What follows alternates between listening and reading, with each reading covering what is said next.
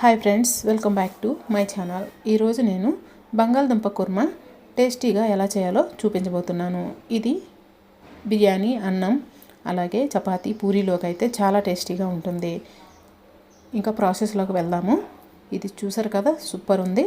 So ముందుగా అయితే నేను 3 పెద్ద సైజ్ బంగాళదుంపలు ఉడకపెట్టుకున్నాక తొక్క తీసేసి మనం ఈ విధంగా స్మాష్ చేసుకోవాలి.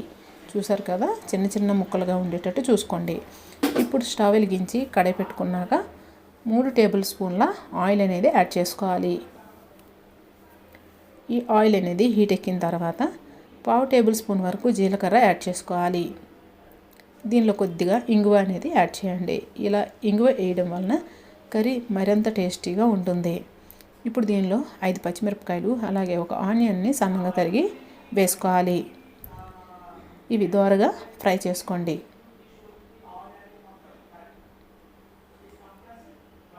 ఇవి కొద్దిగా దోరగా ఫ్రై అయిన తర్వాత బాగా మగ్గిన టమాటా ఒకటి కట్ చేసి వేసుకోవాలి.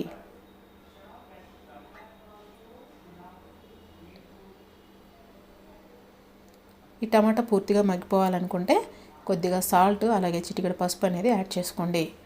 అలా అయితే త్వరగా మగ్గిపోతుంది.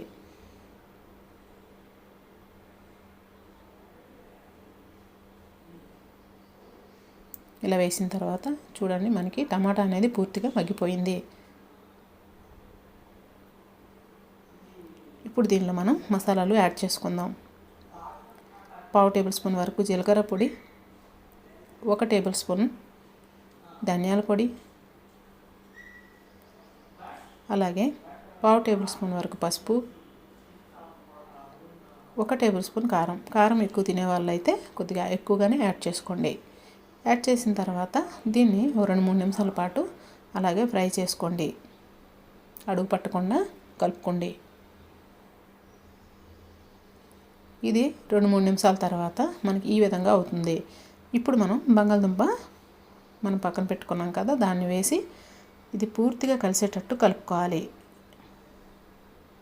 ఇలా కలుపుకొని ఒక 5 నిమిషాల పాటు మనం కలుపుకుంటూ దీన్ని ఉడికించుకోవాలి.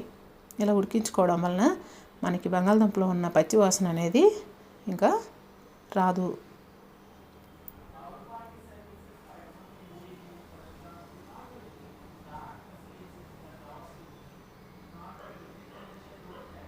ఇలా కలుపుకున్నాక ఇప్పుడు మనం దీనిలో వాటర్ అనేది యాడ్ చేసుకుందాం. మీరు ఎంత గ్రేవీ కావాలనుకుంటున్నారో దానికి తగ్గట్టు వాటర్ అనేది యాడ్ చేసుకోవాలి. అలా అని మరి నీళ్ళ ఎక్కువ వాటర్ అనేది ఎక్కువ వేయకండి. కూర మునిగే వరకు మాత్రమే మనం వాటర్ అనేది యాడ్ చేసుకోవాలి.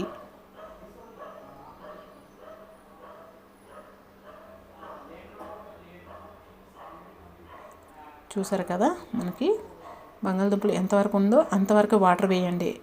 అంతకంటే ఎక్కువ వేయడం వలన మనకి కర్రీ అనేది పలసగా అయిపోయి ఏం బాగుండదు. ఇలా వాటర్ వేసిన తర్వాత దీనిలో కసూరి మెత్తి ఉంటుంది కదా, దాన్ని 1 టేబుల్ స్పూన్ వరకు మనము యాడ్ చేసుకోవాలి. అలాగే రుచికి సరిపడా సాల్ట్ కూడా యాడ్ చేసుకోండి.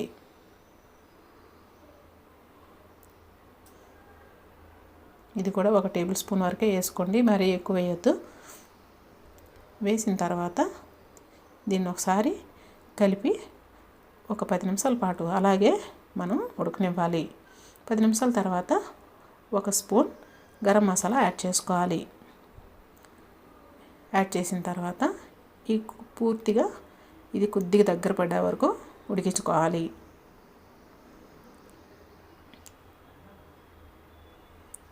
మనం ఇప్పుడు సాల్ట్ అనేది చూసుకొని అడ్జస్ట్ చేసుకోవాలి.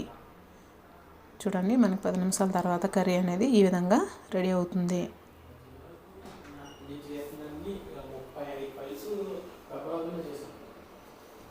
ఇప్పుడు దీనికి మనం చివరగా కొత్తిమీర తరుగుని వేసుకోవాలి.